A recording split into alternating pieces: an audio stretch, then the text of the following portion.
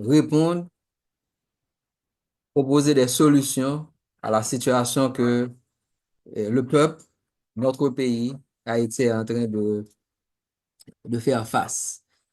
Donc, je ne vais pas trop tarder et permettez que je salue la présence de plusieurs membres du conseil, de la division et également plusieurs DTM et anciens DIVD et anciens et, AD ici présents.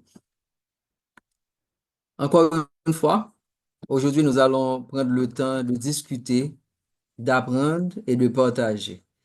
Et pour ce faire, la personne la mieux placée n'est autre que celle qui coordonne les ateliers essentiels, que j'appelle également les lundis de Toastmasters. Et en tant que Toastmasters, vous devez bloquer les lundis à partir de 6 heures dans vos agendas. Je vous invite à prendre le temps de partager le lien avec des amis, avec les membres de vos clubs, avec les invités surtout, parce que je, j'imagine que on ne prend pas, on n'utilise pas assez cet espace comme levier. Parce que souvent, quand les invités viennent, ils voient une dizaine, une vingtaine de membres. Mais en réalité, nous sommes beaucoup plus que ça. En Haïti, nous sommes plus de 567. Donc, le Toastmaster qui va l'idée la rencontre pour nous autres, c'est un Toastmaster en fait qui a, qui a étudié génie civil. Donc, il est un ingénieur civil. Il est également le past president et responsable de recrutement pour le club Olympus. Ce que j'aime chez lui comme qualité, c'est sa capacité d'adaptation. Et dans le contexte actuel, chacun de nous devrions développer cette capacité, la capacité de s'adapter aux problèmes d'Internet, aux problèmes d'insécurité et également aux problèmes de ressources que nous faisons face actuellement.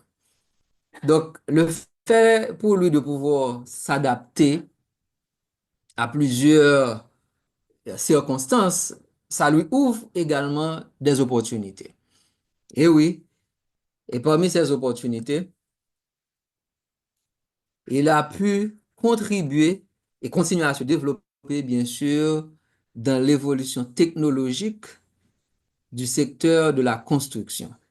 Donc, si vous voulez faire des maisons, si vous voulez développer des plans et peut-être revoir votre maison, donc c'est l'ingénieur approprié pour faire appel. Chers amis Toastmasters, joignez-vous à moi avec de chauds applaudissements Toastmaster Rouchel Marc, le coordonnateur des lundis de Toastmasters. À vous.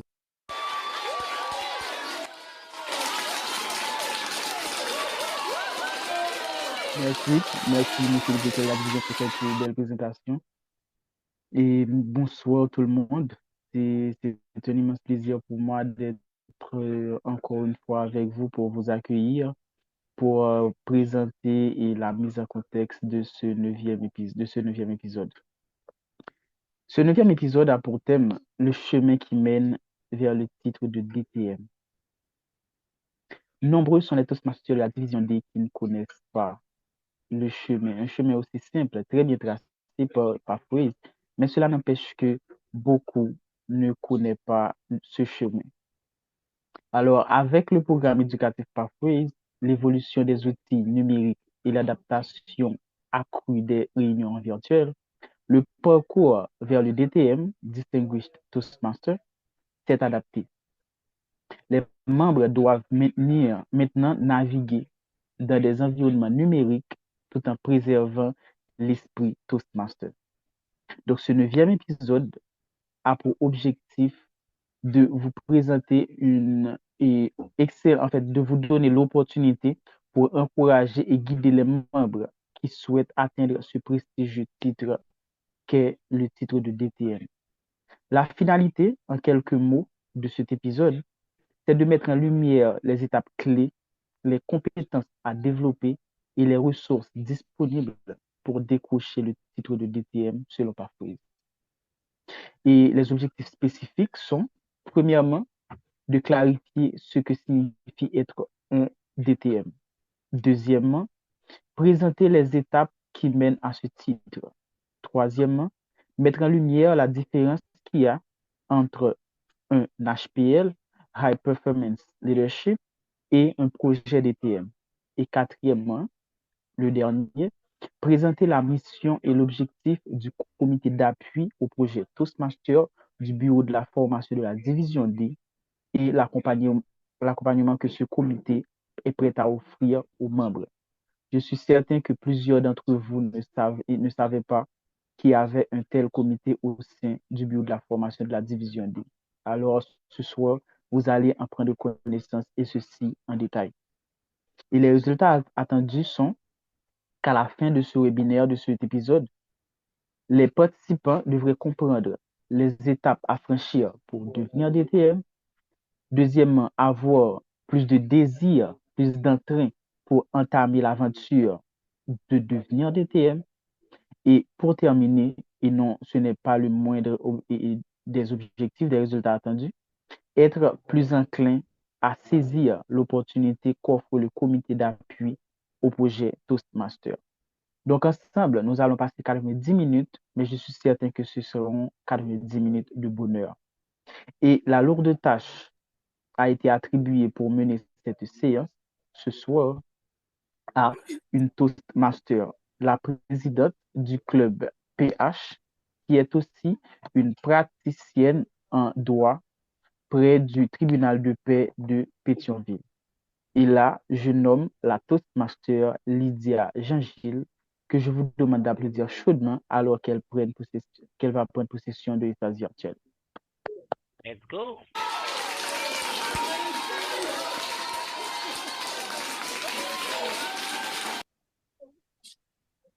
Merci, monsieur le coordonnateur, chers amis, collègues Toastmasters, distingués invités. Bonsoir. Je suis ravie de vous accueillir ce soir pour ce webinaire dédié à un objectif ambitieux, prestigieux et ô combien gratifiant, le distingué Toastmaster. Comme vous le saviez déjà, et le DTM, c'est la plus haute distinction que nous avons à Toastmaster International. C'est bien plus qu'un titre. Le DTM représente l'aboutissement d'un parcours riche en apprentissage et aussi en développement personnel et en transformation personnelle aussi, non seulement pour celui qui est aspirant à devenir DTM, mais aussi celui des autres. Mais aujourd'hui, nous ne sommes pas ici pour seulement parler du titre DTM. Nous sommes ici pour explorer le chemin qui mène à ce sommet. Et un chemin qui est jalonné de discours, de projets et aussi d'accomplissements personnels. Pendant cette session, nous allons découvrir les étapes clés pour atteindre le DTM. Donc, en ce sens, ce webinaire n'est pas seulement une opportunité d'apprendre, mais aussi c'est une opportunité de vous motiver à viser plus haut et à transformer vos ambitions en réalité et aussi d'avoir, pourquoi pas, plus de DTM au sein de la division. En ce sens, je vous prie d'ouvrir vos esprits et aussi de préparer vos questions si vous en avez. Et nous allons nous embarquer ensemble dans cette aventure vers l'excellence Toastmaster. Commençons sans plus tarder. Et ce n'est pas moi, bien sûr, qui va vous servir de guide tout au long de ce chemin. Notre guide pour ce chemin sera Toastmaster Carl Friedrich Lacrette. Il Mm. est, ingé- La bien il est, il est- désolé si je n'ai pas le prononcé, j'ai C'est vu bon. Carl Friedrich Lacrette. Les amis, Il est ingénieur électronique de formation, titulaire de master en informatique. Il a intégré Toastmasters International depuis environ 17 ans. Membre du club Olympus depuis, il a déjà occupé plus de la moitié des rôles d'un comité de club. Il a été aussi directeur de secteur. Il a été éducation chaire de la conférence du district 81 en 2018 et assistant au programme de qualité de la division dès l'année dernière. Wow! Donc, je vous prie d'ovationner Toastmaster Lacrette et pour qu'il puisse nous faire la présentation du titre DTM. Toastmaster Lacrette, est-ce que vous êtes là? je suis là, Madame la Présidente. Vous avez le livret. Merci, Toastmaster Pierre-Gilles. Pour toutes les personnes ici présentes, Carl Lacrette suffit amplement. Veuillez oublier mon deuxième prénom, au risque de le massacrer. Alors, comme l'a déjà dit l'animatrice ainsi que le coordinateur et des ateliers essentiels, nous allons parler aujourd'hui du parcours pour devenir DTM. Mon rôle ce soir, c'est de vous expliquer qu'est-ce qu'il faut faire pour devenir DTM. Tout d'abord, avant de vous expliquer ce qu'il faut faire pour devenir DTM, je vais essayer de répondre à la question pourquoi devenir DTM? Pourquoi devenir DTM? Eh bien, c'est très simple. Vous entrez à Toastmasters, c'est pour devenir des personnes, c'est pour vous former en communication et en leadership, devenir des orateurs et des leaders d'excellence. Et la meilleure manière de montrer à tout le monde que vous êtes devenu un leader, un orateur d'expérience, c'est d'accomplir, c'est de conquérir le titre de DTM, qui est la plus haute distinction à Toastmasters International et qui reste avec vous à vie. Toastmasters International, ça a été d'abord un programme de formation sur une page. C'est devenu un manuel. C'est devenu tout un programme de formation qui a évolué à travers les années. Moi-même, je suis à ma troisième itération du programme de formation de Toastmasters International. Mais la constante de toutes les versions, c'est le titre de Toastmaster distingué. Vous êtes Toastmaster distingué un jour, vous l'êtes toujours. Moi, j'étais communicateur accompli bronze dans l'ancien programme. Ce titre ne vaut plus dans le programme Pathways. Mais par contre, les gens qui étaient DTM comme Chantal, comme Innocent, ils restent DTM à vie. Alors, pour les ambitieux qui veulent devenir DTM, qu'est-ce qu'il faut faire? Il y a une autre personne qui est en train de partager son écran. Monsieur le Zoom Master, merci d'arrêter votre partage, le partage de votre son. Ça va m'empêcher de partager mon écran.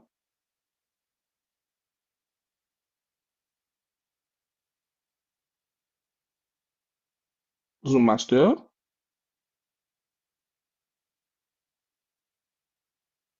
Toastmaster Lionel, tu es avec nous? Là, je suis là, Toastmaster Lacrette. Ah, et arrête le partage de ton son, s'il te plaît. Ça va m'empêcher de partager mon écran. D'accord, tout de suite.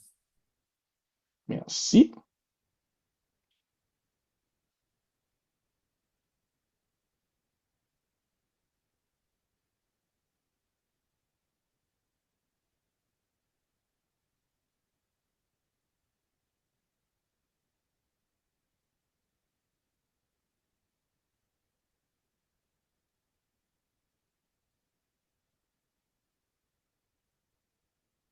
Bon, je dirais que le bouton pour arrêter le partage se dérobe à notre ami Lionel.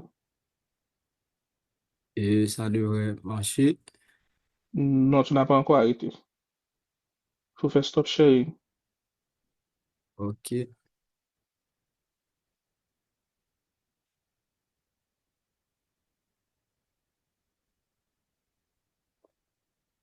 Toastmaster Coutet, est-ce que tu peux me mettre haut, s'il te plaît? Oui, tout à fait, je fais ça maintenant.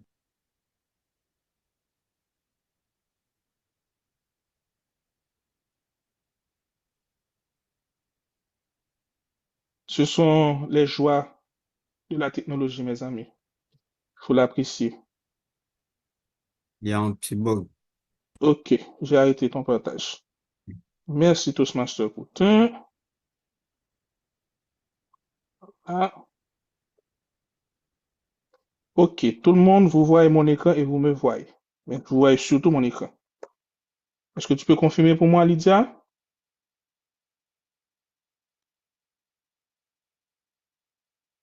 Allô, allô, 1, 2, Oui, 1, oui, 2. je vois votre écran.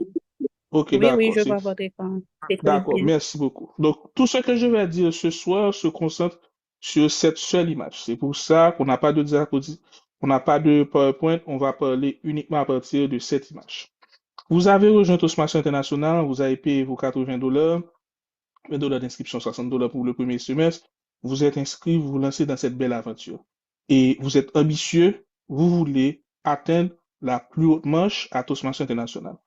Vous commencez ici, à gauche, et votre objectif, c'est d'arriver ici, à droite, à DTM. Qu'est-ce qu'il faut faire? Eh bien, il faut tout d'abord remplir les 5 piliers ici. Commençons par le bas. Les 2 premiers piliers que vous voyez, c'est quoi? C'est la formation par freeze. C'est 2 PAF. Ce que Toastmaster vous dit, c'est que la première chose à faire pour devenir DTM, c'est d'abord de commencer à penser à accomplir 2 PAF. 2 chemins, vous choisissez votre premier chemin en intégrant Toastmasters International. Pour beaucoup de personnes, c'est maîtriser la présentation. Vous complétez votre chemin qui a 5 niveaux, comme c'est indiqué ici. 1, 2, 3, 4 et 5. Le 5e niveau, lorsque vous complétez le 5e niveau et que vous complétez votre chemin, vous avez ici, ça c'est l'icône de l'un des chemins, ça c'est l'icône de notre chemin. Vous avez complété votre chemin, c'est très bien, vous pouvez commencer un deuxième. Et lorsque vous avez complété le deuxième chemin, vous avez déjà complété le premier prérequis, la première condition pour être DTM. Vous êtes en très bonne voie. Comment faire pour compléter les chemins? Je l'ai déjà dit, dès que vous intégrez Toastmaster, votre club devrait vous aider déjà à vous inscrire sur le site de Toastmaster International et à choisir votre premier chemin sur Basecamp. Vous avez le Basecamp qui est à votre disposition, votre mentor qui va vous aider à vous intégrer, comprendre comment utiliser Basecamp, comprendre le programme de formation de Toastmaster. Vous allez présenter des discours, présenter des projets pour pouvoir compléter ces niveaux. Vous allez grandir en compétences, que ce soit en communication et parfois en leadership, faire des projets qui vont vous permettre de travailler, d'affiner des compétences et de vous affirmer en tant que personne. Donc ça, cette première partie, c'est très bien, c'est très clair. N'est-ce pas? Lydia, il faut m'aider, Lydia. J'ai besoin de toi. Oui, je suis là, Toastmaster La Crête. Est-ce que je suis clair jusqu'à présent? Oui, je Ok, pense que oui. d'accord, super. Donc tu vas m'aider à m'assurer que je transmets bien le message. Maintenant, vous avez complété 2 niveaux. Qu'est-ce qu'il faut faire d'autre? Je vais aller en haut de préférence avant de prendre ces 2-là. Tout en haut, vous voyez que Toastmasters International vous dit officier de club 12 mois. Qu'est-ce que ça veut dire? Toastmasters International dit quelqu'un qui est devenu DTM, c'est quelqu'un qui a d'abord commencé à travailler sur lui-même. C'est pour ça que vous complétez les 2 niveaux, vous travaillez sur vous-même. Mais Toastmasters International vous dit aussi que quelqu'un qui est devenu DTM, c'est quelqu'un qui a su servir les autres, qui a su servir l'organisation, faire réussir, prospérer l'organisation. Comment est-ce que Toastmaster vérifie cela? Premièrement, Toastmaster vous exige d'avoir complété 12 mois en tant qu'officier de club Toastmaster. Mais pas n'importe quel 12 mois. Il faut qu'à la fin de ces 12 mois, ce club Toastmaster soit au moins club distingué dans le programme distingué. Ça veut dire que ce club doit terminer l'année avec au moins 5 points sur 10. Mais on espère bien que les gens excellents, extraordinaires que vous êtes, vous allez toujours viser et accomplir au moins 9 points sur 10, club distingué du président. Pour connaître en détail le programme de club distingué, vous pouvez vous référer au manuel et probablement aux autres présentations qui ont eu lieu. Mais ce qu'il faut se rappeler, c'est que Toastmaster vous exige de servir votre club pendant 12 mois et de vous assurer de bien faire, de participer à bien faire fonctionner votre club, à faire en sorte que votre club offre un service de qualité aux autres membres de la même manière qu'il vous offre vous-même un service de qualité. Deuxième chose que Toastmaster vous demande par rapport au service, pour montrer que vous avez su servir l'organisation, c'est aussi de servir pendant 1 an en tant qu'officier du district. Officier du district, c'est quoi? En fait, officier de club, vous savez ce que c'est. Je pense tout le monde. C'est huissier, secrétaire, trésorier, vice-président relations publiques, vice-président recrutement, vice-président formation, président. Cela va de soi que pour avoir l'un de ces rôles, vous allez participer aux élections de votre club. Et donc, si vous avez l'ambition d'occuper, de briguer l'un de ces rôles dans votre club, il faut déjà faire valoir votre leadership, votre sens de responsabilité, votre sens d'engagement et vos compétences dans votre club. Donc, commencez déjà à vous positionner. C'est pas en mai, lorsqu'on a les élections, que vous allez vous positionner. Dès maintenant, toutes les actions que vous posez, l'engagement que vous montrez dans votre club sont autant d'atouts que vous allez mettre dans votre, je peux dire, CV pour le club pour pouvoir être un bon candidat, un candidat que les gens vont voter. Donc, deuxième partie du service, c'est que Toastmaster vous exige de passer 1 an en tant qu'officier de district. Officier de district, c'est quoi? C'est les directeurs de secteur, c'est directeur de division, programme quality director, club growth director, directeur de district, responsable logistique du district, responsable administratif du district, trésorier du district, responsable relations publiques du district. Ceci étant dit, lorsque vous êtes le premier rôle d'officier du district qui est le plus accessible généralement pour une personne, c'est le poste de directeur de secteur. Et je souligne qu'en général, pour devenir directeur de secteur, il faut avoir été vice-président de la formation ou président. Ceci étant dit, stricto sensu, Toastmaster donne une petite ouverture qui permet de désigner quelqu'un qui n'a pas été président ou vice-président de la formation comme directeur de secteur. Mais dans la pratique, en général, on recherche surtout des personnes qui ont cette expérience ou du moins qui ont été au moins vice-président recrutement. La raison, elle est très simple. Lorsque vous occupez l'un de ces 3 postes, vous êtes au conseil de secteur, vous êtes au contact de votre directeur de secteur, donc vous avez déjà une petite idée de comment fonctionne le secteur, le district Toastmaster International, ce qui vous permet d'arriver dans le rôle de directeur de secteur avec un minimum d'informations et qu'on n'ait pas beaucoup trop de choses à vous apprendre sur le fonctionnement de Toastmaster International. Donc, quelqu'un qui veut devenir Toastmaster distingué doit se mettre à l'esprit que vous devez servir, vous préparer à être officier dans votre club, préférablement penser à viser au moins le vice-président recrutement, mais surtout vice-président de la formation, président, et après votre mandat, vous positionnez pour pouvoir être directeur de secteur. Ce qui veut dire que quelqu'un comme toi, Lydia, qui est actuellement présidente de ton club, en décembre, je crois que c'est en décembre qu'on va ouvrir la période de dépôt de candidature pour devenir directeur de secteur pour l'année prochaine, tu es tout à fait éligible, tu es une candidate tout à fait acceptable pour devenir directrice de secteur. Tu peux envoyer ta candidature. Comme quelqu'un comme Toastmaster Ruchel Mark, le coordinateur des ateliers essentiels, puisqu'il a été président du club Olympus, il est aussi quelqu'un de tout à fait éligible. Toastmaster J.C. Deli, Toastmaster Jimmy Charlot, je ne sais pas qu'est-ce qu'il attend pour devenir directeur du secteur. Toutes ces personnes sont tout à fait éligibles pour devenir directeur de secteur et ainsi officier de district. Est-ce que je suis clair jusqu'à présent, Lydia?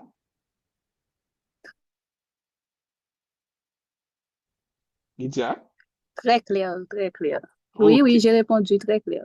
très bien. Donc, travailler sur soi-même à travers les PAF, s'aider soi-même, aider son organisation, aider son club à travers les rôles d'officier de club et d'officier de district. Maintenant, les 2 derniers points, ils sont assez particuliers, je vais dire qu'ils sont assez gros nègres, qui ont du non-non. Le premier, c'est d'être mentor ou coach de club. Pour devenir mentor ou coach de club, ce sont des engagements qui sont des engagements d'au moins de 6 mois, mais préférablement de 1 an. Mentor de club, c'est quoi? On veut construire un nouveau club. Le nouveau club, il y a 2 rôles importants pour la construction d'un nouveau club. Il y a tout d'abord ce que Toastmaster appelle un sponsor, et puis ensuite ce que Toastmaster appelle un mentor. Le sponsor, c'est la personne qui s'assure que le club est créé. C'est la personne qui rassemble tous les gens ensemble pour qu'on ait au moins 20 personnes disposées à payer pour pouvoir créer effectivement le club, remplir toutes les formalités administratives.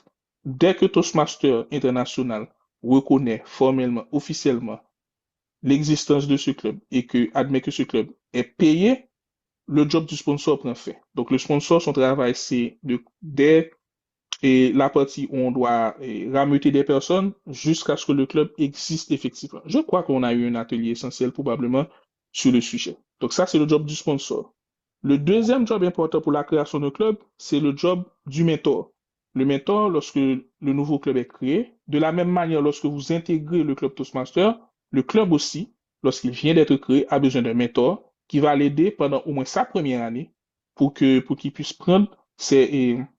pour qu'il puisse avoir une base solide, pour qu'il puisse prendre ses rênes et ainsi avoir une première année productive, une première année où le club a au moins complété ses 5 points sur 10 dans le programme de club district. Mais on espère encore que les bons mentors que vous êtes, vous allez viser et accomplir au moins 9 points sur 10. C'est ça le rôle de mentor. Le rôle de coach lui-même, si je ne m'abuse, c'est lorsque un club est en difficulté avec moins de 12 personnes, on engage un Toastmaster, généralement un Toastmaster d'expérience, pour donner une assistance à ce club. C'est pas un superviseur qui vient avec une règle, c'est quelqu'un qui a du recul, qui a du vécu, qui a vu certaines choses, qui comprend certaines difficultés et qui, par rapport avec certaines situations, a de l'expérience pour pouvoir le partager avec le club, mettre en place, et aider le club à mettre en place un plan de redressement et s'assurer que effectivement ce club se redresse. Donc, chaque fois que quelqu'un joue le rôle de mentor ou joue le rôle de coach, ça veut dire qu'il y a soit une jeune pousse qui, qui a bien commencé, qui jam, soit qu'il y a une plante qui perdait de la vie qu'on a remis sur le bon rail. Donc, Toastmaster vous demande de jouer l'un de ces rôles. Soit vous êtes mentor, soit vous êtes coach à succès d'un club. Donc, ça aussi, c'est un requirement. Cela permet de dire que un Toastmaster distingué, c'est une personne qui s'est assurée que l'organisation Toastmaster croisse, ou du moins ne perde pas un club. Donc, la dernière exigence parmi ces piliers, c'est que Toastmaster International vous dit, en plus, que un Toastmaster distingué, c'est aussi une personne, soit qui a rameuté des personnes pour pouvoir créer un nouveau club, soit qui a su, comment est-ce que je peux dire, partager la bonne nouvelle à des non-Toastmasters. Aider dans la création de clubs, sponsor de clubs, j'en ai déjà parlé. Maintenant, les deux autres activités, Speechcraft ou Atelier Jeune Leader, ce sont des ateliers de formation en oratoire et en leadership que vous pouvez organiser. Le Speechcraft est orienté vers des adultes, l'Atelier Jeune Leader est orienté vers des moins de 18 ans. Dans les deux cas, ce sont des personnes qui sont des non-Toastmasters. Par exemple, je crois que le club BRH, c'est avec la Toastmaster Chaperon, Toastmaster Jean-René Pétion, ils viennent d'organiser un atelier jeune leader à Kinskov qu'ils ont clôturé tantôt. Ce qui veut dire que la personne qui était à la tête de cet atelier jeune leader a un crédit, donc dans la ligne au milieu, pour pouvoir devenir TTM. Dans le temps, on avait un grand programme d'atelier, de Speechcraft qu'on avait avec les NAF, avec plusieurs groupes. Donc, il y avait plusieurs personnes à ce moment, chaque responsable de groupe, qui avait eux-mêmes un crédit pour le Speechcraft qui pouvait être utilisé dans l'objectif de devenir DTM. Donc, cet exercice lui-même vous met dans une situation où vous devez apprendre à construire un projet, soit pour rameuter des personnes pour créer un club, soit pour pouvoir propager la bonne nouvelle de Toastmasters International à des personnes qui ne l'ont pas encore, afin qu'ils puissent se former, avoir une formation de courte durée, 6 à 8 semaines en général, et ainsi acquérir des bases en matière de communication orale. Donc, ce sont ces 5 piliers principaux que vous devez réaliser pour devenir DTM. Lydia, est-ce que je suis toujours clair?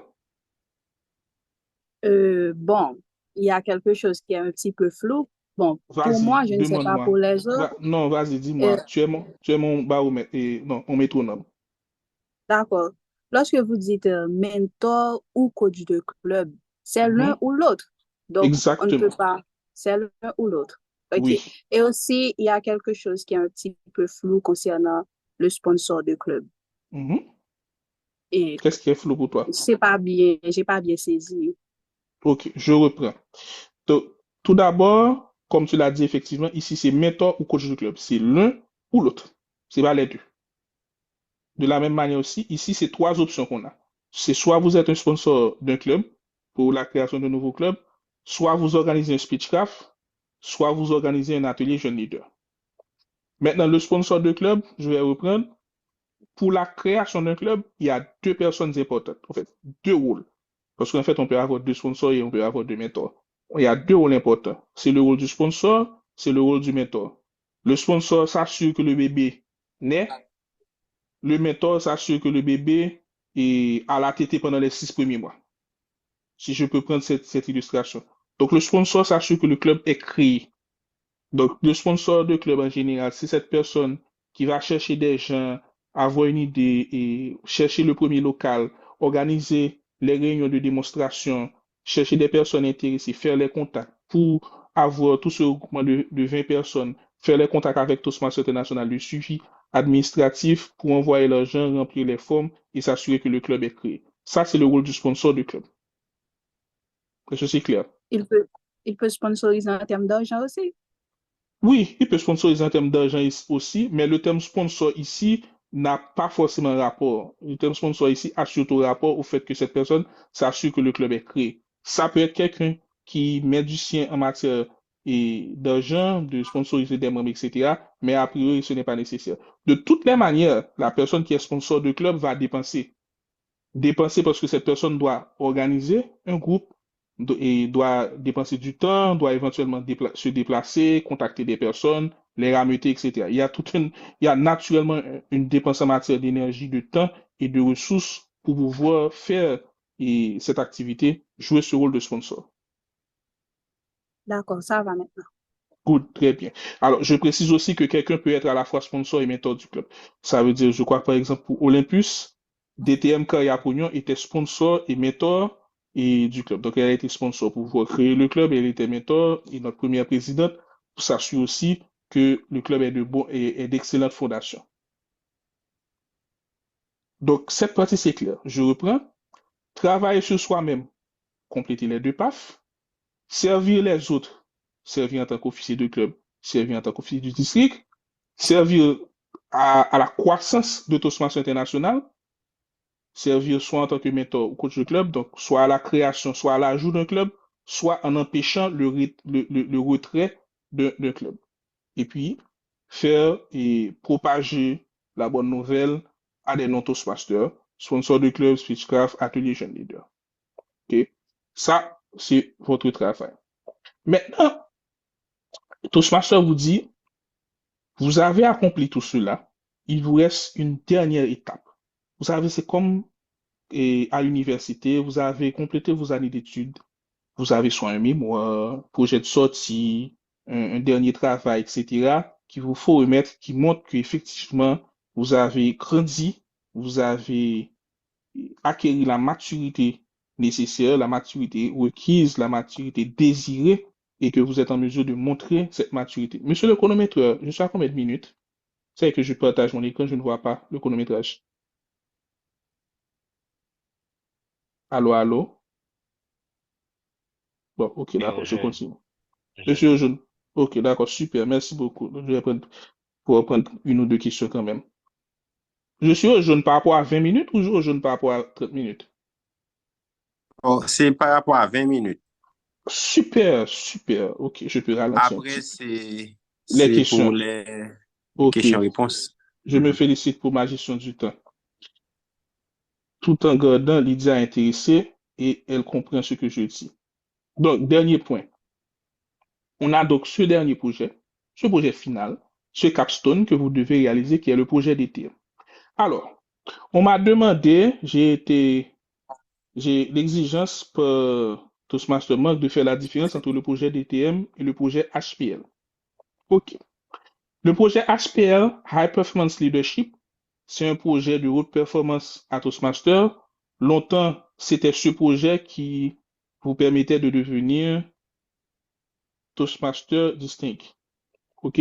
Quand vous faites un HPL, vous avez un comité conseil, vous avez un comité qui vous aide à accomplir le projet et ça peut être n'importe quel projet. Par exemple, le concours d'écriture que Toastmaster Minou Sénéfer a récemment organisé, c'était un HPL pour elle. OK?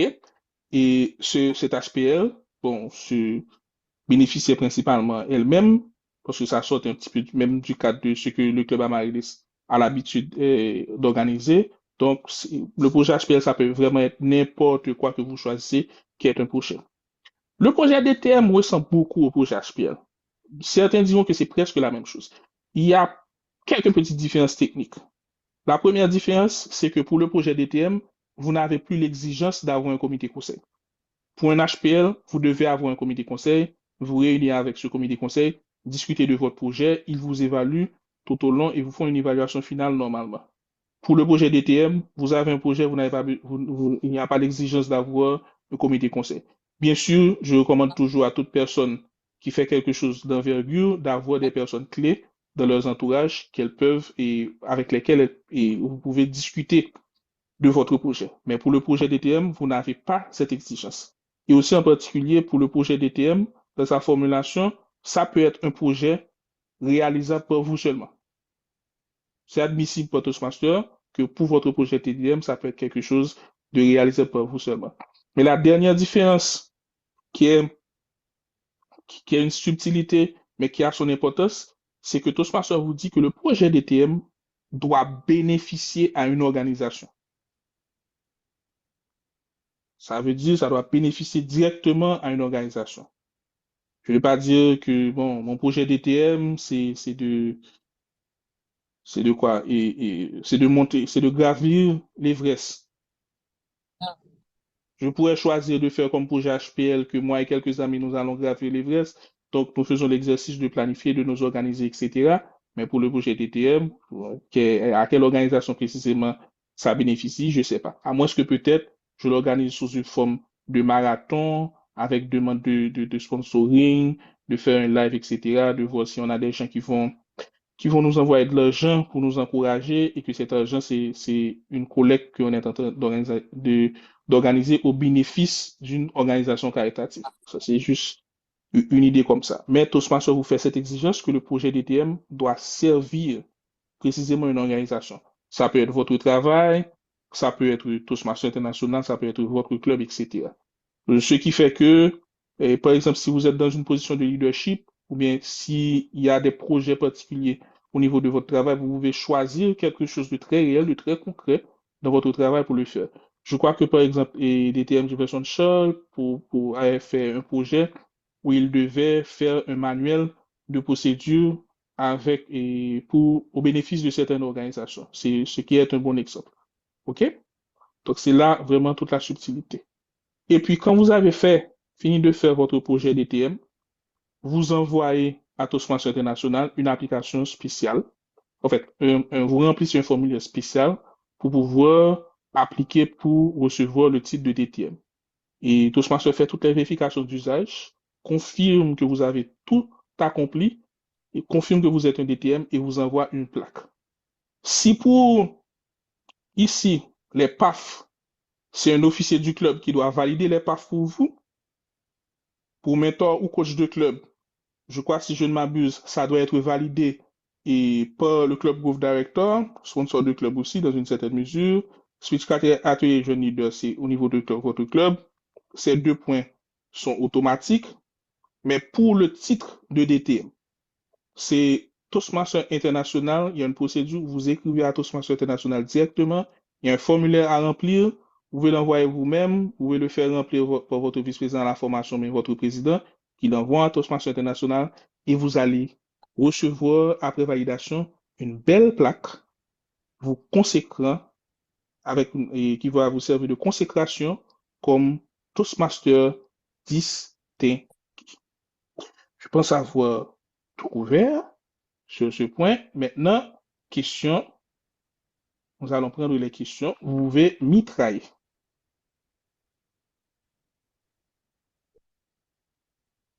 Toastmaster Pierre-Gilles. Oui, je suis là. Je ne sais pas s'il y a des questions dans le chat. Je vais regarder. Je vois qu'il y a une main levée. Lino a la main levée. Oui, Oui, la Toastmaster. parole est accordée. Merci. Alors, permettez que je ne puisse ouvrir ma caméra parce que j'ai un problème d'éclairage là où je suis.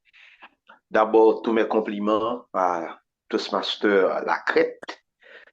Et je veux bien croire qu'il a été pris au dépourvu parce que j'ai observé la programmation pendant la semaine, alors pendant les jours qui ont précédé aujourd'hui. J'ai vu que c'était Farah qui devait présenter et c'est Lacrette qui a présenté et je crois que c'est au pied levé qu'il a fait. Mon ami, chapeau.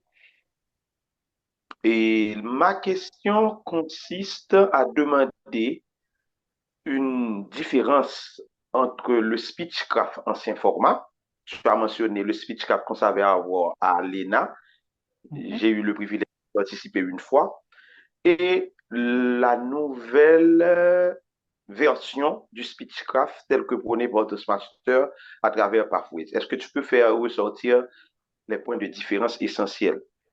Ok. Bon, il y a deux parties dans la réponse. La première partie, c'est que je pense que le Speechcraft en lui-même n'a pas vraiment évolué.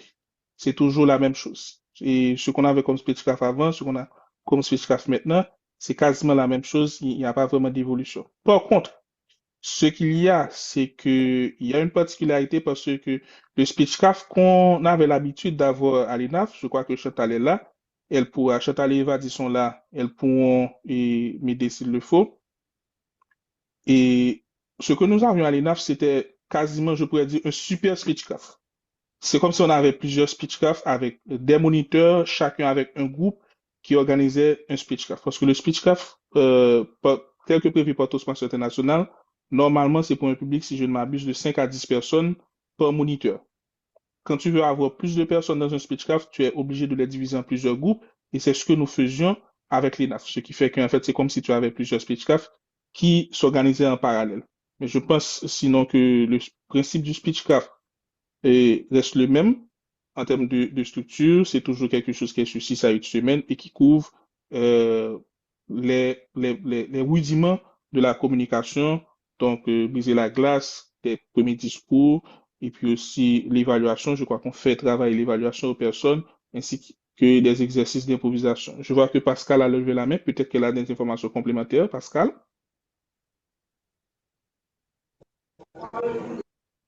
Merci pour cette présentation avec beaucoup de précision. Est-ce que tu arrives à... Bon, essaie, vas-y. Des coupures. Alors, est-ce que vous arrivez à m'entendre?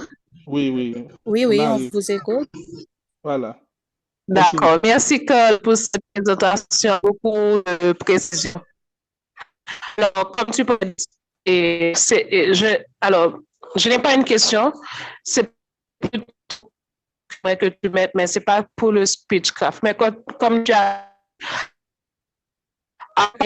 échangé pour Speechcraft,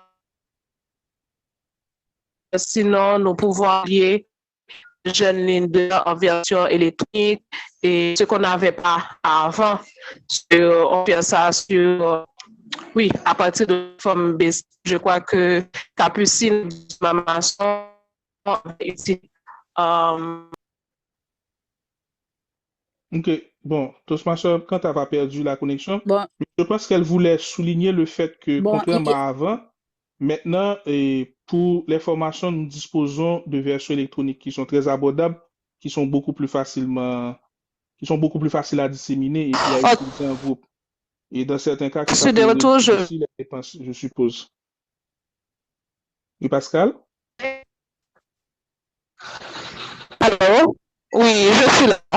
J'aimerais que tu mettes le focus pour préciser qu'avec Pathways, HPL maintenant, c'est au niveau des PAF.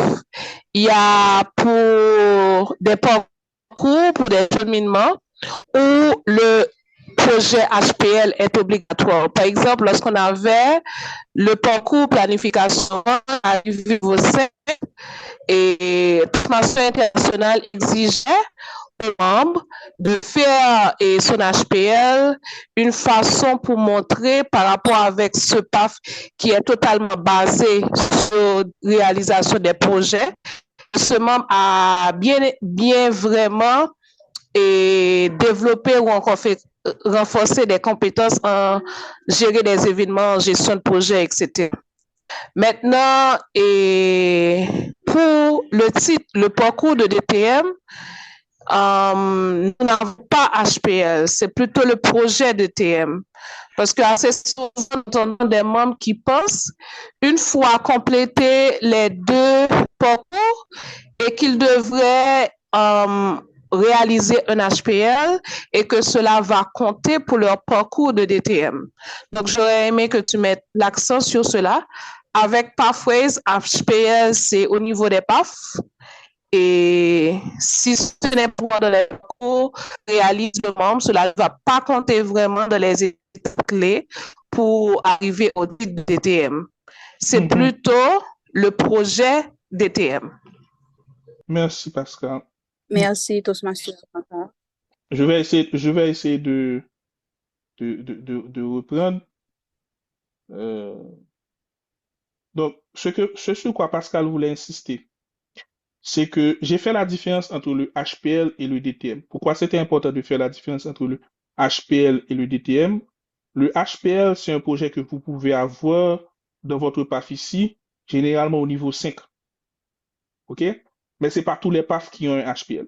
Il y a certains PAF pour lesquels le HPL il est facultatif, mais il y a d'autres PAF pour lesquels le HPL il est obligatoire. Par exemple, je crois que j'ai leadership dynamique.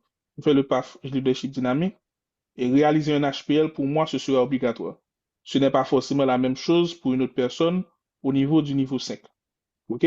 Par contre, que vous ayez fait un HPL ou pas, vous aurez besoin de faire un projet DTM.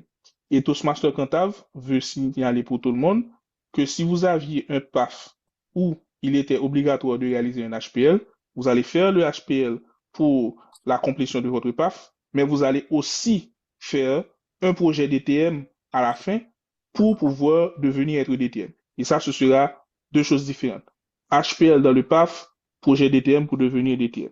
Ce qui veut dire, par exemple, j'ai pris l'exemple de Minouche et il y a Chantal et il y a Pascal aussi qui avait fait un HPL dans le projet, dans le niveau 5 de son PAF. Elles ont déjà fait un HPL pour compléter leur niveau 5, mais elles auront à faire un projet DTM qui est un autre projet pour pouvoir devenir DTM. Merci, Toastmaster Lacrette. Et il y a une question dans le chat, mais je pense qu'on est déjà au rouge. Je ne sais pas si le Zoom Master pourra nous accorder une minute plus. Monsieur le Zoom Master? Je réponds à certaines questions rapidement. Oui, oui. Il y a une question qui dit que Toastmaster Chantal est doublement DTM. Voilà. Oui, ça veut dire c'est parce que Toastmaster Chantal Couteur, elle a complété le parcours pour être DTM 2 fois. Donc, elle a fait le DTM dans l'ancien programme en présentant manuel de base, manuel avancé, et être officier de district, aider à la création d'un club. FRAP, elle a fait tout le parcours une fois, elle a encore une autre fois refait le parcours pour devenir DTM. Je crois que Toastmaster Jérôme est aussi doublement DTM. Ce Chantal, elle a été directrice de secteur, elle a été gouverneur de division. Jérôme a aussi été directeur de secteur, directeur de division.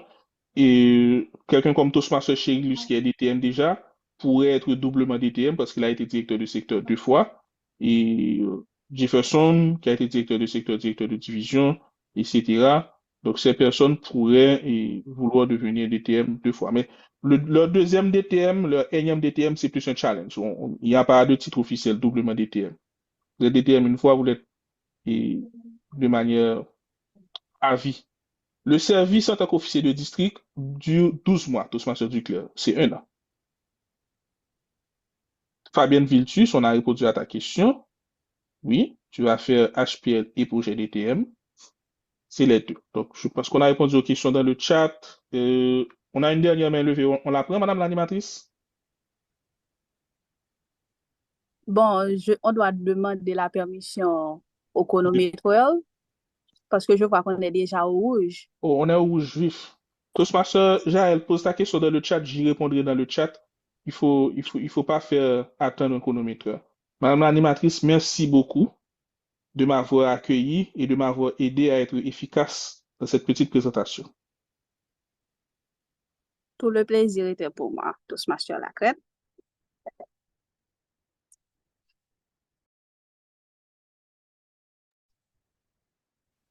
Ok, bonne continuation.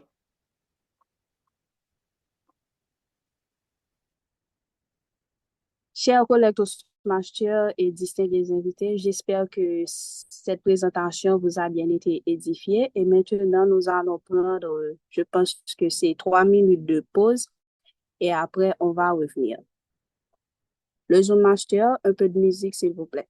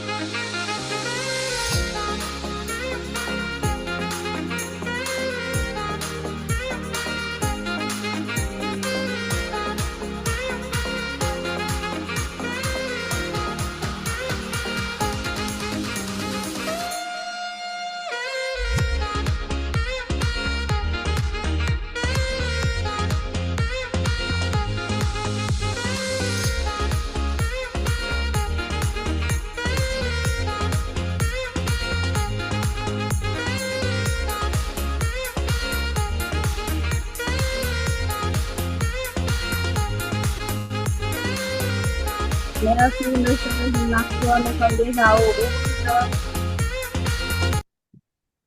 Merci, monsieur le Zoom Master. Et de retour au lutrin, chers collègues Toastmasters. Et cette fois-ci, j'ai le privilège d'accueillir, disons, de présenter la deuxième partie de la séance. Et je ne sais pas si vous avez l'habitude de suivre la rubrique qui est lancée par le secteur 17, qui s'intitule les cartes blanches au DTM. Je ne sais pas s'il y a des Toastmasters qui ont l'habitude de suivre, et je pense que j'ai eu la possibilité de suivre la dernière séance, et c'était Toastmaster Chérulus qui était l'invité. Et au cours de cette séance, j'ai beaucoup appris sur le parcours de DTM Chérulus.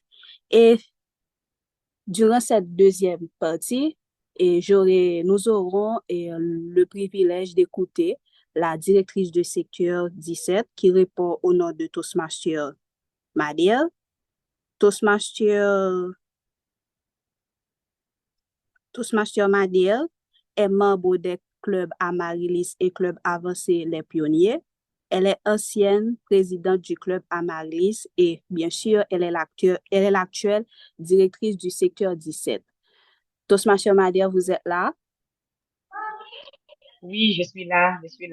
Bonsoir Toastmaster Madiel, cher public. Toastmaster Madiel va nous parler de ce projet qui est la carte blanche au DTM. Merci, chère Lydia, madame l'animatrice, cher public, et un plaisir de pouvoir causer avec vous aujourd'hui. Et c'est vrai que je ne vais pas faire une présentation longue, mais je vais essayer de dire l'essentiel. Au fait, depuis le 4 octobre 2024, le secteur 17 a lancé un programme, la carte blanche au DTM. Dans ce programme, l'objectif principal, c'est de mettre en lumière les DTM de la division D et d'encourager les autres membres qui peinent encore à compléter leur parcours pour devenir DTM à le faire. De ce fait, nous avons lancé une série de causeries que nous faisons sous forme d'émission et nous avons initié pour ceux et celles qui ont déjà visionné certaines de ces émissions, nous avons lancé, nous tentons de mettre une partie dans cette causerie, ce qu'on appelle la partie choc et intrigante, qui a fait son succès. Mais à travers cette causerie, les DTM parlent de leur parcours non seulement en tant que personne, ils décrivent la personne qu'ils sont, ils décrivent leur parcours professionnel, leur parcours en tant que Toastmaster et leur parcours aussi leur parcours personnel. Et comment le DTM a joué un rôle dans tout ça. Donc, on essaie d'aller au fond de cette personne parce qu'avant d'être DTM, la personne existe. Donc, on veut aller à la rencontre de cette personne. Et jusqu'à présent, on peut dire que ça marche bien. Moi-même, personnellement, on a beaucoup appris. Et avec les DTM que nous avons déjà reçus, nous en avons déjà reçu 5. Nous avons envoyé 22 emails. Normalement, ils sont 23 DTM pour la division D. On avait envoyé 22 emails. L'un d'entre eux l'email était introuvable. Et il nous reste 11 personnes à recevoir. Nous allons recevoir une grande dame ce vendredi. Ce projet est, en fait, on essaie de voir pour le mois de décembre, il y aura un petit changement, mais normalement, ça se passe le vendredi à 7 heures. Pour le mois de décembre, le changement que nous allons avoir, nous allons faire en sorte de l'avoir 2 jours, vendredi et dimanche à la même heure. Et nous avons aussi tenté de, vous allez sans doute vous demander pourquoi c'est seulement un animateur. Au départ, c'était 2 animateurs, la Toastmaster Sheila Joseph, qui, pour des raisons personnelles, n'a pas pu tenir. Mais nous avons gardé un seul animateur parce que cette personne, je pense que c'est l'une des personnes qui connaît le parcours de la plupart d'entre nous, surtout les anciens, au niveau de la division. Donc, avec cette personne, on essaie de connaître les gens beaucoup mieux. Et le public cible, c'est vous. Et on vous attend chaque vendredi entre 7h et 8h30. Parce que des fois, bon, sans vouloir faire de personnalité, il y a une des épisodes qui s'était terminée à minuit et demi, par exemple. Parce que ça dépend des sentiments du public, etc., de comment ça passe. Les gens tendent à rester jusqu'à minuit, 11h, dépendamment. Donc, mais nous-mêmes, nous avons tenté de le faire dans une période de 1 heure de temps. Et la prochaine personne que nous aurons, je l'ai déjà dit, c'est une grande dame. Je vais pas cracher le morceau. Ça reste une surprise. Et il faut dire que ce projet a débuté le 4 octobre et nous allons faire en sorte de terminer le projet pendant le mois de décembre. Et la deuxième phase mettra en lumière les DTM du secteur 17. Et nous allons le faire à partir d'un concours, vraiment un concours de haut calibre. Ce sera un concours de storytelling qui, pour les DTM seulement du secteur 17, et vraiment, je vous assure que ce sera un événement à ne pas rater. La date sera communiquée sous peu. En attendant ce concours, je vous invite à nous rejoindre chaque vendredi de 7h à 8h30 et le dimanche aussi. Ça va commencer le dimanche. Et si vous avez des questions, n'hésitez pas à contacter le bureau du secteur 17.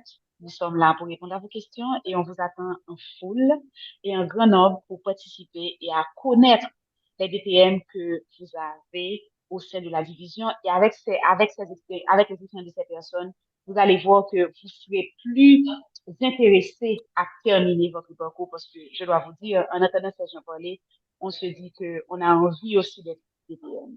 Donc, je vous invite à emboîter le pas. On vous attend vendredi prochain et ça a été un plaisir de m'entretenir avec vous. Je vous souhaite une très bonne soirée, une très bonne semaine, emplie de vigilance et de prudence et à très bientôt. Madame l'animatrice, je te retire mes virtuels. Merci, Madame la directrice de secteur. Chers collègues Toastmasters et distingués invités, dès maintenant, je vous prie d'ajouter les vendredis dans votre calendrier, dans votre agenda pour que vous puissiez participer, aux cartes blanches des DTM. Merci Toastmasters Madère pour ce beau projet. Et cette année, on peut remarquer que le focus est mis sur plusieurs aspects et chez Toastmasters International, notamment la haute distinction. Comme ce soir, nous avons ce webinaire qui est axé sur le chemin vers le DTM et nous avons le secteur 17 qui nous présente les cartes blanches au DTM. Donc, à la fin de l'année Toastmasters, on espère que le désir sera aussi grand chez nous autres, Toastmasters, membres de la division D, pour aspirer à devenir des distingués Toastmasters. Cette année encore, le bureau de la division a mis sur pied un comité d'appui au projet Toastmasters. Quelle est la mission de ce comité et quel est l'objectif de ce comité? Moi, je ne sais pas, mais je pense qu'il y a des personnes qui vont répondre à ces questions et ces personnes sont au nombre de 3. En premier lieu, nous allons avoir l'intervention de Toastmasters Cantave, qui est la PQD, membre des clubs Lotus, Garden City Chapter, ancienne directrice de secteur 17, Event Operation Manager. Et aussi, nous allons entendre aussi la DTM Marie-Evadie Daniel, qui est membre du club FOR, ancienne responsable financier au district 81, fondatrice de Cresca. Et aussi, nous allons entendre le DTM Carl-Henri Petit Frère, membre des clubs Worldwide, Eagle, ancien directeur de la division D. Donc, Toastmasters Carl-Henri est membre de plusieurs clubs. Olympus. Ce sont eux qui ont l'ultime privilège de nous présenter le comité d'appui au projet Toastmasters. Je ne sais pas qui va prendre la parole en premier.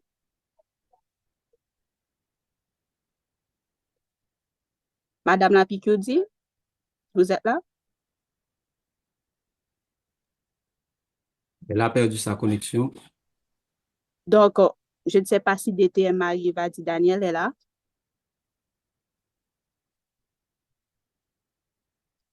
Ou sinon, si le DTM Petit Frère est là, il peut commencer, ensuite les autres vont nous rejoindre.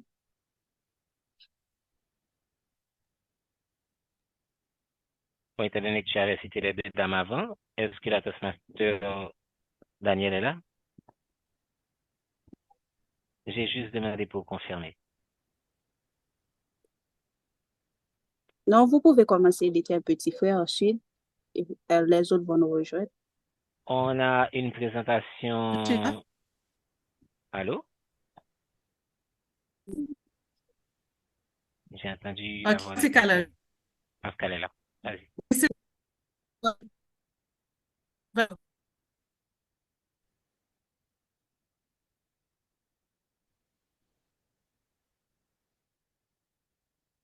On ne vous reçoit pas.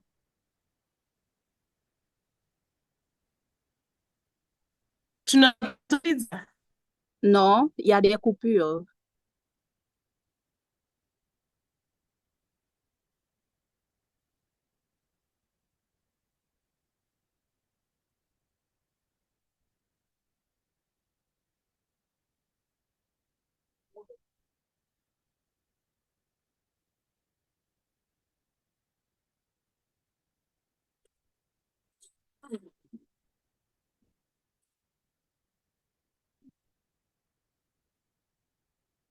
Bonsoir tout le monde. Je vais essayer de présenter. Je ne pourrai pas allumer, alors ouvrir ma caméra. Mais je vais essayer de faire la présentation. Vous m'entendez? Oui, on vous reçoit. OK. Très bien. En fait, l'idée est partie du fait qu'il y a eu un constat de certains problèmes rencontrés, parmi lesquels la non-maîtrise des concepts, la non-maîtrise des outils et des stratégies. Donc, on ne comprend pas, donc plusieurs Toastmasters ne comprennent pas trop bien ce que signifie DTM, HPL. Donc, C'est l'une des raisons pour lesquelles ce webinaire a eu lieu aujourd'hui. Mais on ne voulait pas qu'il y ait uniquement ce webinaire et puis après, les Toastmasters sont laissés, alors que les Toastmasters, on ne voulait pas laisser les Toastmasters uniquement avec le webinaire et on voulait leur offrir un accompagnement beaucoup plus poussé. Donc, ensuite, on a fait l'observation qu'il y a une mauvaise perception des projets Toastmasters, qu'il y a un flou également entre les différences et similarités entre HPL et DTM. Donc, par rapport à ce constat, nous nous sommes dit que ce serait important au niveau de la division, bien entendu, d'offrir un accompagnement assez spécialisé pour soutenir les membres dans la réalisation de leurs projets, en mettant à leur disposition des ressources, des conseils et ayant un suivi assez régulier pour pouvoir garantir le succès de ces projets. Donc, à travers ce projet, si je puis dire de la sorte, la division des recherches a atteint au moins 10 projets HPL, 10 projets HPL DTM. Donc, ce qui veut dire qu'au cours de ce deuxième semestre, allant de la période du 1er janvier au 30 juin 2025, on espère que 10 Toastmasters arrivent à compléter un HPL ou à devenir DTM.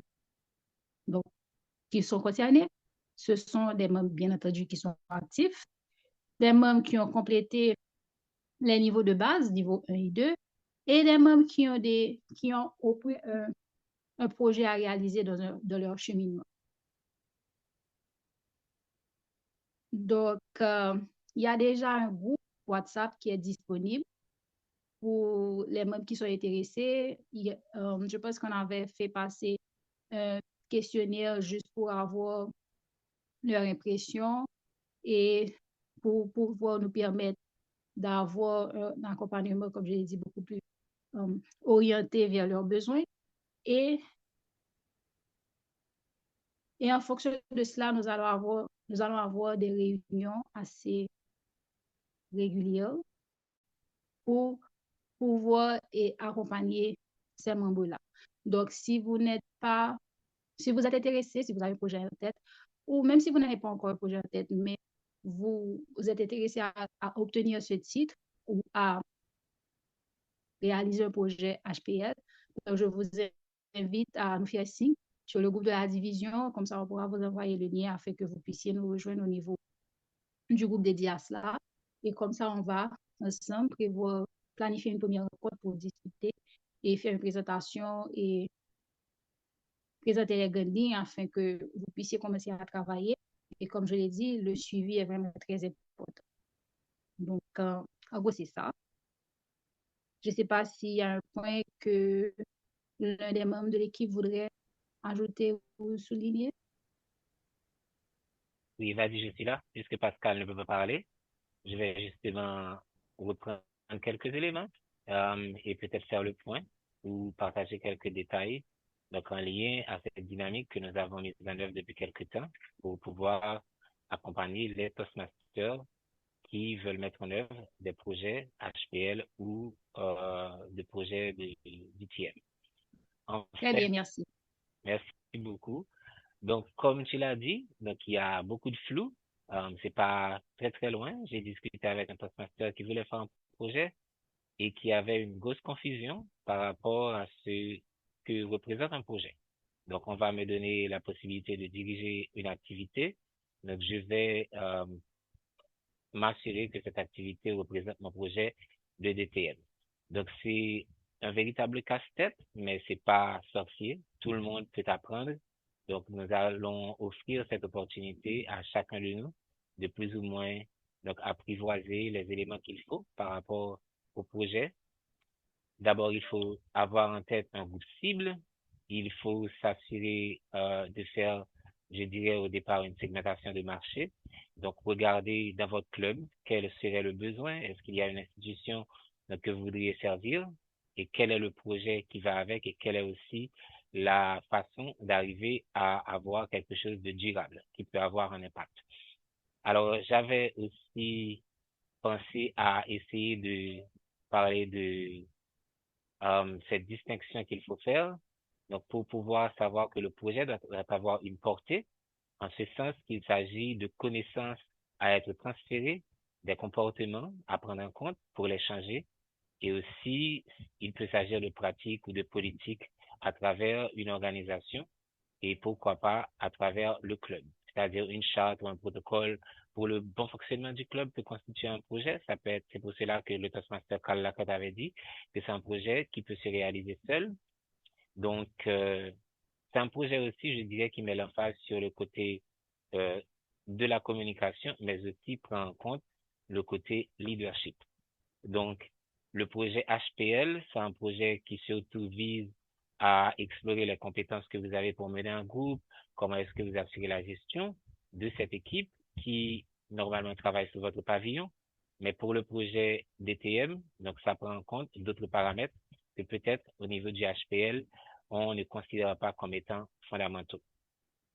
Alors, pour pouvoir vous accompagner, étant donné que Evadi vous l'avez déjà dit, on va avoir des rencontres, mais d'abord, c'est d'aider les membres à identifier des projets assez novateurs qui peuvent avoir un impact en fonction des idées préalables qu'ils sont censés avoir sur une idée, sur un phénomène, sur quelque chose qui peut normalement faire corps avec l'idéal de leur club, mais aussi les aider à regarder l'aspect en rapport à la communication, parce qu'un projet aussi ne se fait pas sans la communication, sans la visibilité.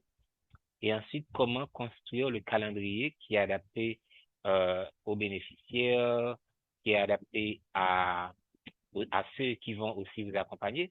Donc, étant donné pour le projet DTM, vous n'allez pas avoir un comité d'observation, donc nous allons essayer au maximum de nous rendre disponibles pour pouvoir aider donc ces membres à avoir un support, un appui, pour qu'ils puissent parvenir à découvrir les besoins, je dirais, basiques, mais surtout en ce qui a trait à la technique qu'il faut pour pouvoir faire ces projets.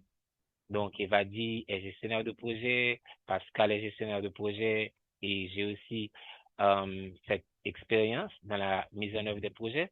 Donc, on pourra voir comment trouver les outils qu'il faut pour pouvoir aider les gens à avancer dans leur mise en œuvre.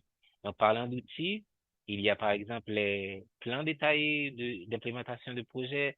Vous avez les plans de suivi ou de monitoring.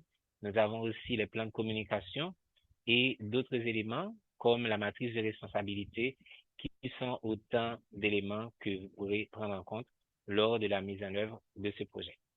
Mais aussi, un élément important par rapport au retard que vous pourrez accuser dans vos projets, c'est pas forcément un élément que vous pouvez anticiper par moment, dépendamment de ce qui va arriver, mais nous avons aussi la stratégie, les moyens pour vous montrer comment faire le séquencement des activités pour pouvoir parvenir à atteindre les résultats qu'il vous faut, et ceci dans un temps record entre les 6 aux 8 semaines que vous allez avoir, mais aussi le projet peut s'étendre sur plus de temps.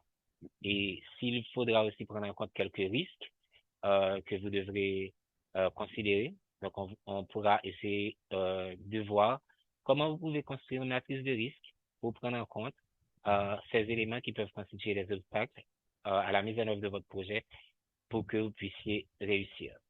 Donc, c'est un sommaire de ce que nous avons prévu, mais nous allons, comme Toastmaster Evadi l'a dit, organiser des rencontres avec vous, vous donner l'appui, le coaching nécessaire.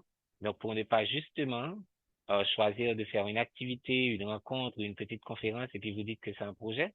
Donc, il faudra vraiment que ça soit quelque chose de corsé, qui ait de l'essence et qui, normalement, peut avoir un certain impact au niveau de votre club, de la division D, ou pourquoi pas dans une institution de votre choix.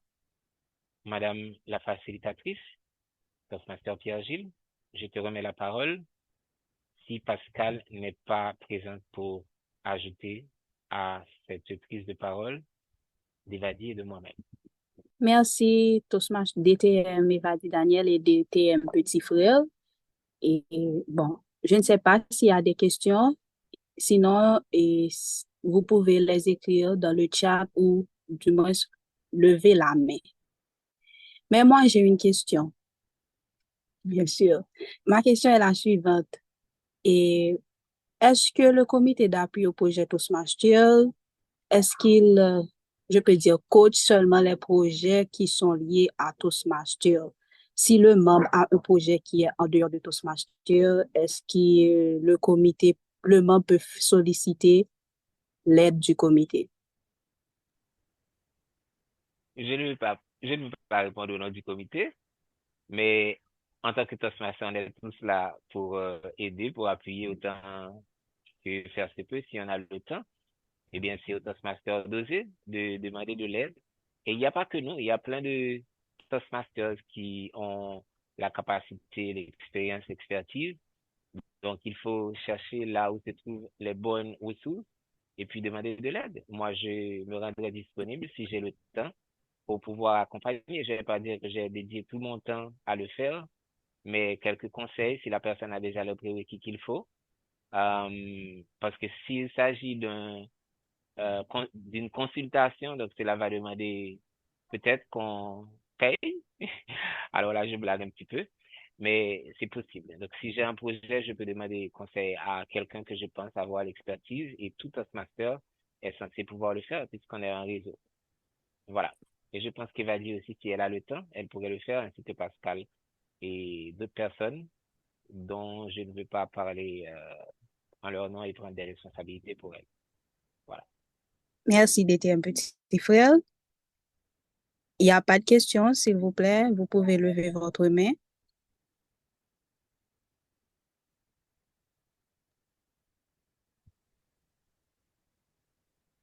Ça va être un sommaire relax. Je pense que les gens n'ont pas de questions. Donc, s'il n'y a pas de questions, cela veut dire que le message a été très clair. Ou sinon, si je peux poser une deuxième question. Vas-y.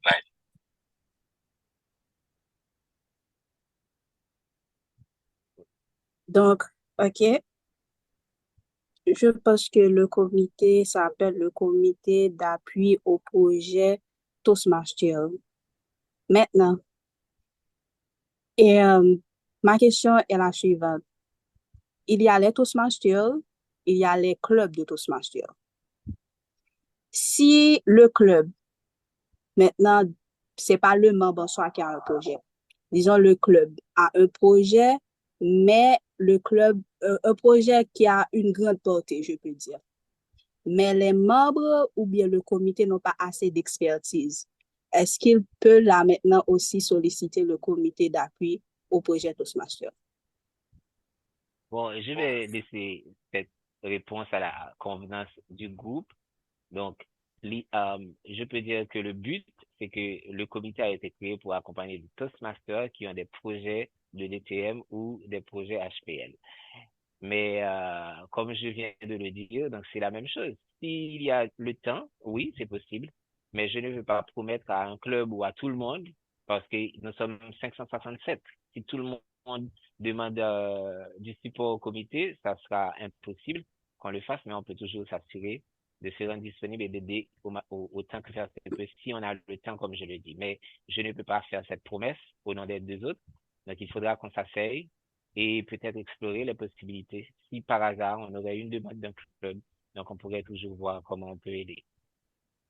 Il y a Jaël qui a la main levée, même si je viens de voir le carton rouge grandir. Oui, j'ai une question rapide. Je voulais savoir pour les projets de la division, est-ce qu'ils vont nous aider à identifier des projets HPL ou bien les projets sont déjà là? On va juste choisir. Pour la division, je ne peux pas répondre. Je fais partie du comité pour accompagner, mais on parle du principe que les gens ont leurs projets, on les accompagne, mais je pense aussi que j'ai vu passer une liste donc de projets qui ont été mis en place. C'était juste des titres que j'avais vus. Donc, le directeur est là. Il peut répondre plus amplement et de façon plus claire. Toastmaster Coutin. Merci. Ici, un petit frère qui est mon grand frère.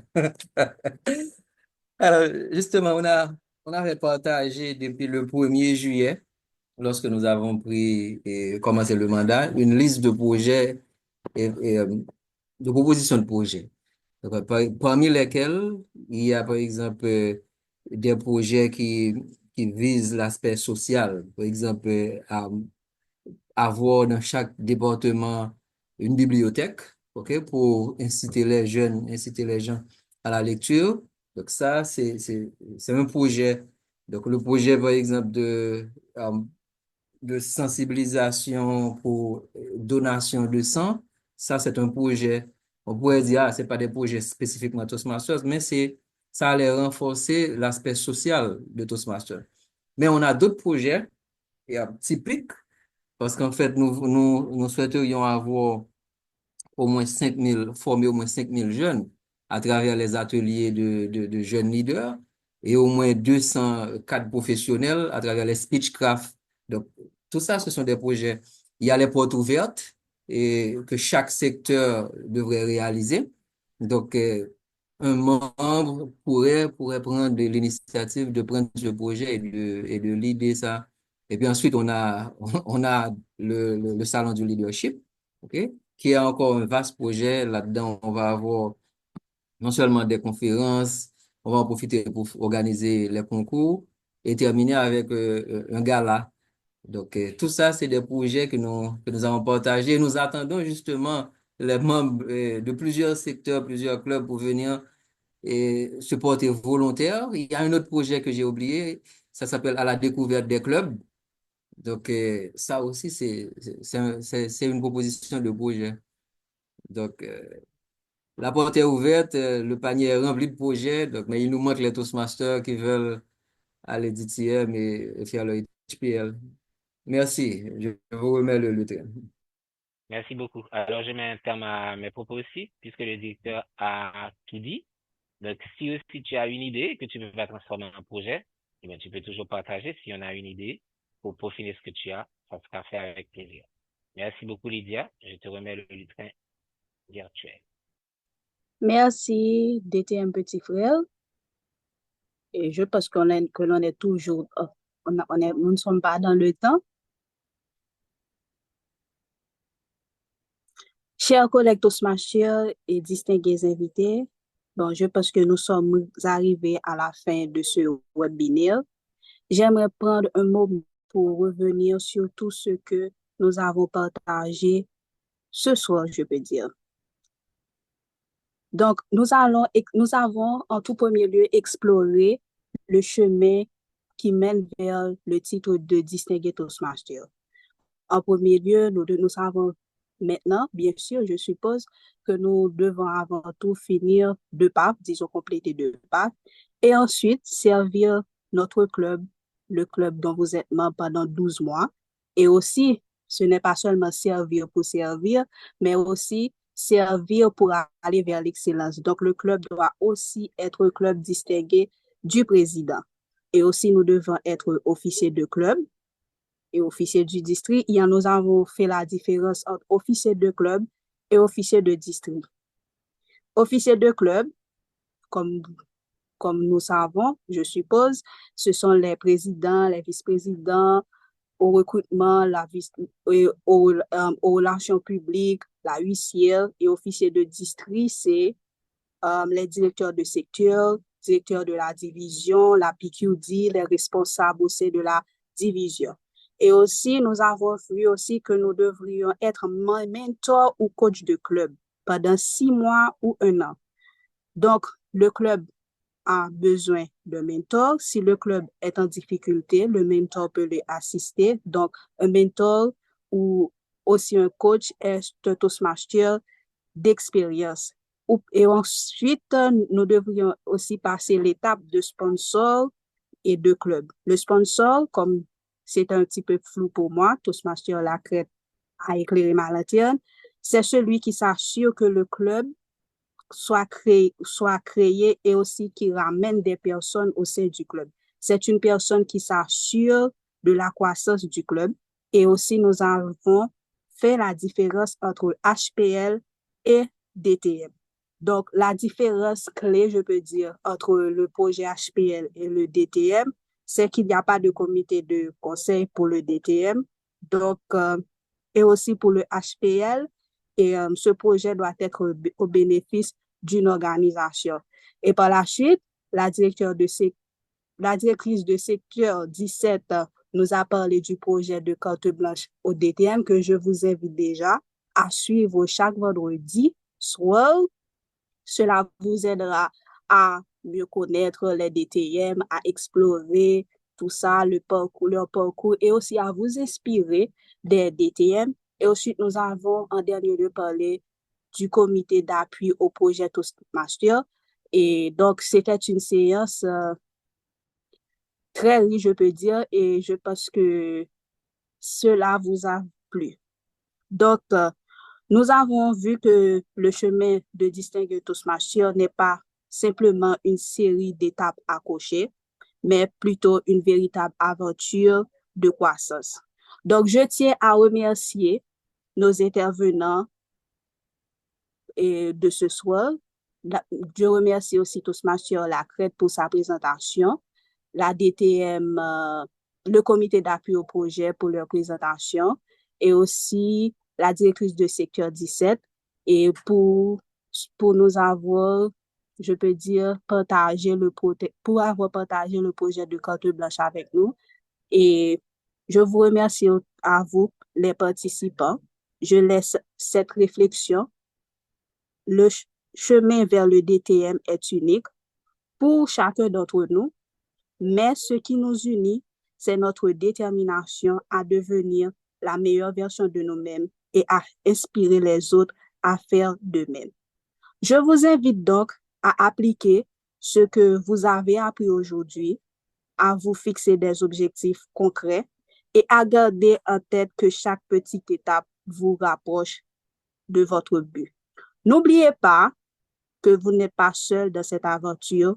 Il y a votre club qui est avec vous, vos mentors et la communauté Toastmaster qui est là, qui sont là pour nous soutenir à chaque étape. Merci de votre attention et de votre engagement. Continuez d'apprendre, de grandir, de progresser et visez toujours plus haut.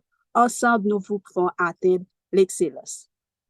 Je vous souhaite une excellente continuation et à très bientôt dans votre parcours Toastmaster.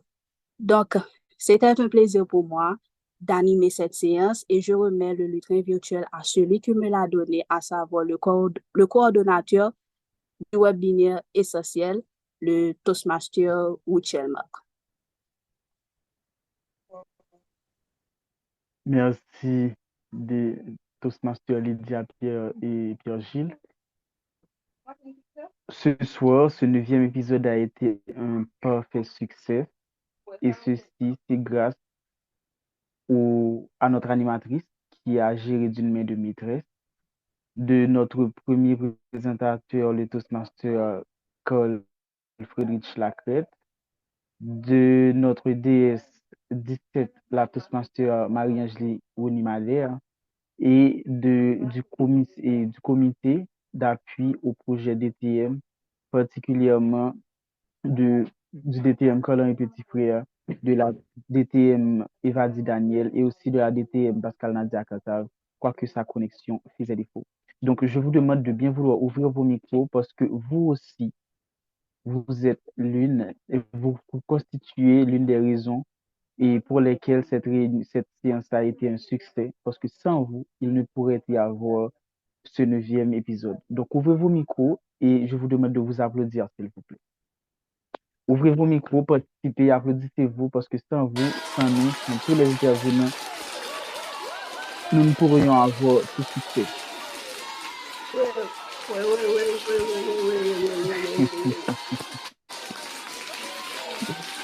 Merci tout le monde. Merci, monsieur le Toastmaster, merci. Et maintenant, il faut parler de la suite.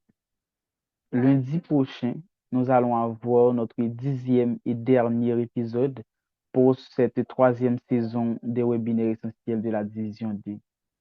Donc, ce lundi, nous allons célébrer ce parcours que nous avions fait le long de ce premier semestre. Nous allons célébrer nos accomplissements, bien sûr, récompenser les personnes qui nous ont aidés le long de ce parcours et voir et faire un regard par-dessus notre épaule, voir comment a été la division D avant, de ses débuts, et maintenant où nous sommes et par rapport aux changements technologiques que nous avons au jour le jour et ce que nous aspirons à avoir, ce que nous pourrions avoir. Donc, ce lundi, je vous demande de bien vouloir être présent.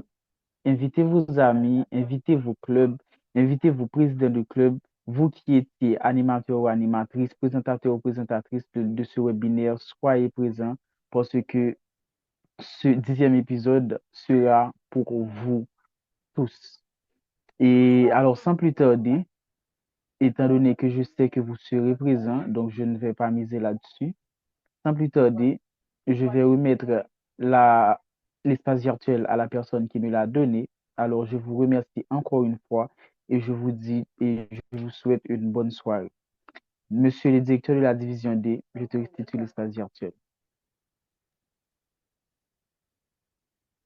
Merci. Merci encore à l'animateur, le coordonnateur des lundis de Toastmasters, la série essentielle. On a appris, et à tous les participants, aux différents Toastmasters et qui ont partagé leur expérience et nous ont aidé à mieux comprendre le parcours pour devenir 10e. Encore compliment à toute l'équipe qui a organisé l'événement. Donc, on a partagé sur le groupe un sondage par rapport au salon du leadership. Alors, au départ, au début de l'année Toastmasters, en juillet, on avait fait l'hypothèse qu'avec l'arrivée des Kenyans, on aurait dû, après 6 mois, avoir une amélioration de la situation sécuritaire, notamment à Port-au-Prince.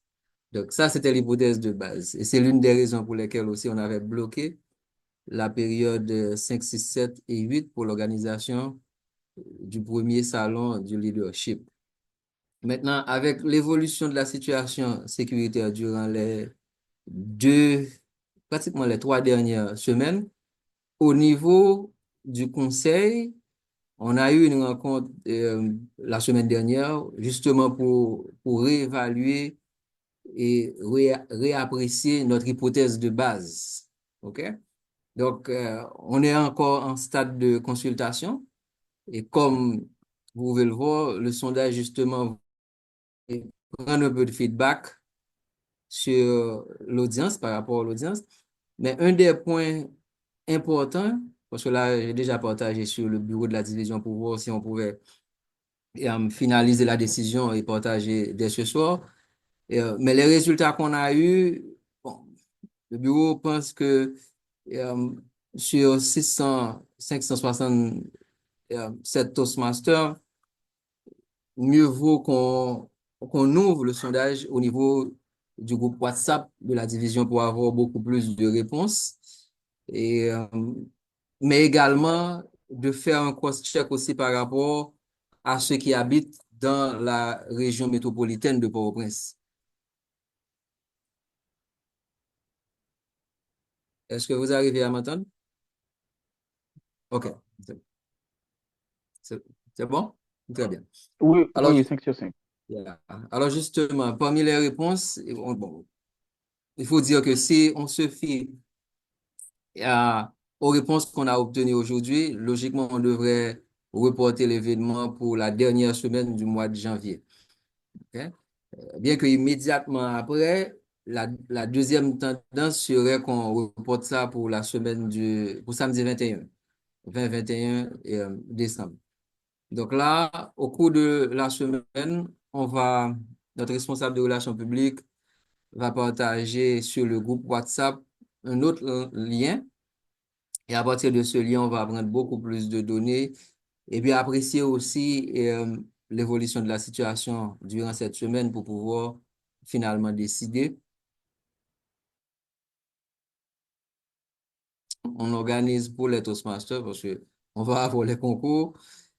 Il y a également un groupe WhatsApp qu'on va créer avec tous les concurrents qui ont déjà passé l'étape de concours au niveau de leur secteur pour pouvoir justement avoir une discussion et prendre les décisions qui puissent aider, en fait, qui puissent être favorables à plus de Toastmasters et également à ceux qui sont vraiment concernés par l'activité. Donc, on vous tient informé. D'ici lundi au plus tard, on devrait avoir une décision finale. Donc, je ne sais pas s'il y a des questions ou commentaires avant qu'on ferme.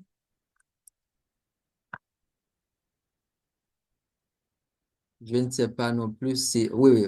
Toastmaster, petit frère. Bon, il ne fallait pas demander. Bon, puisque tu as demandé, donc moi, je fais le plaidoyer puisque nous avons quand même 44 personnes ici. Donc, je ne sais pas, parce que je ne peux pas prédire l'avenir, je ne peux pas dire ce qui va se passer, mais la décision est sage puisque vous avez pensé quand même à reporter. J'espère aussi que les Toastmasters vont comprendre que la situation est difficile, qu'il faut peut-être une bonne analyse. Bon, là, je parle en termes de sécurité par rapport à ce que je vois. C'est vrai que les travaux, bien les bureaux rouvrent de façon graduelle, mais on ne sait pas quand certaines choses vont arriver, si ça va s'escalader ou est-ce que la situation va changer. Bon, moi, je dis pour fin janvier, je vois aussi le temps mort qu'il y a entre Noël et début janvier, mais ça va dépendre des Toastmasters aussi de ce qu'ils veulent. Mais moi, j'aurais vraiment souhaité que ça se passe fin janvier pour qu'on ait plus le temps de voir s'il y a une accalmie, si la situation va changer. On ne sait jamais. Peut-être le pays va être libéré bientôt. Oui, oui, on l'espère, définitivement. Merci, Toastmaster, huitième petit frère.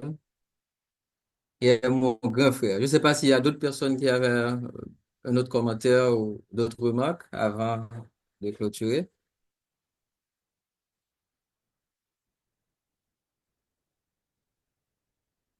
Alors, juste à titre de rappel,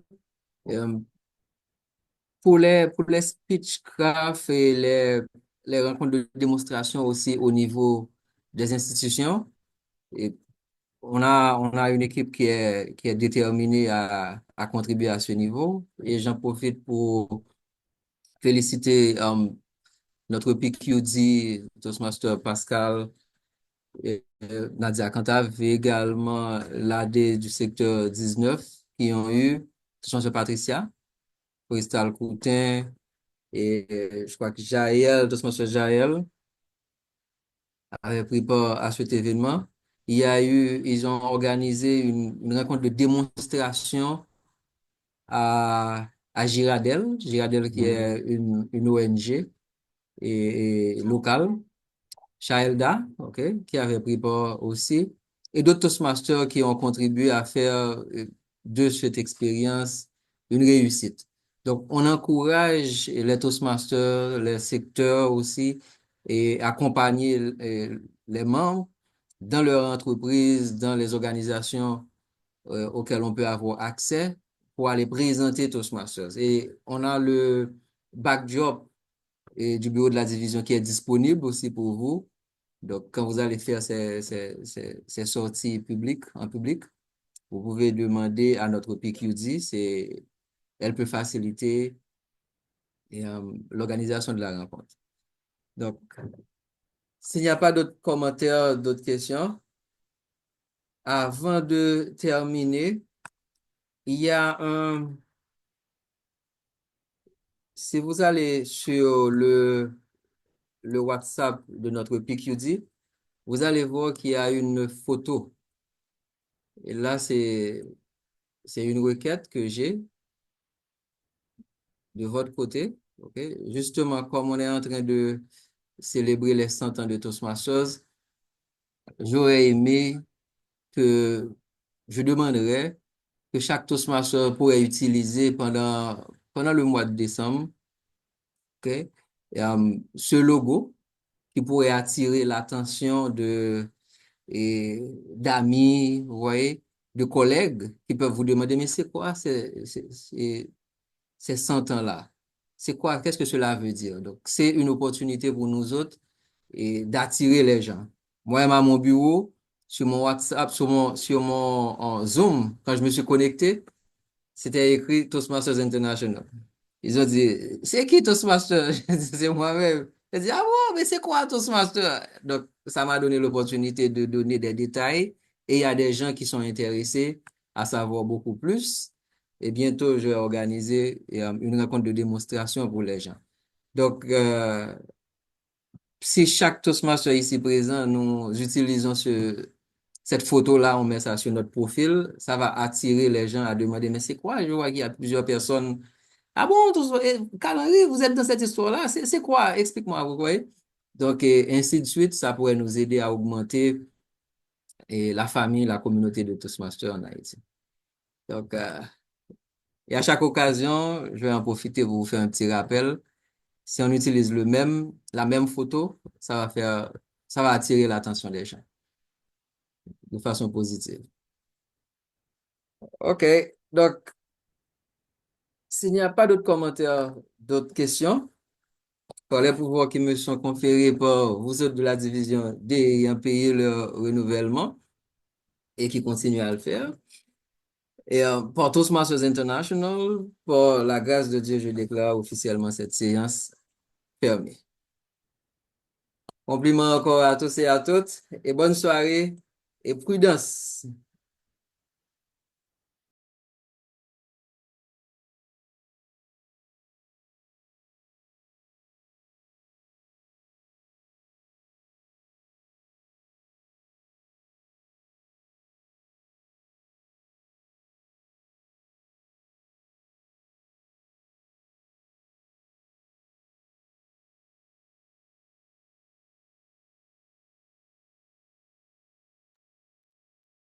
Bonne soirée tout le monde.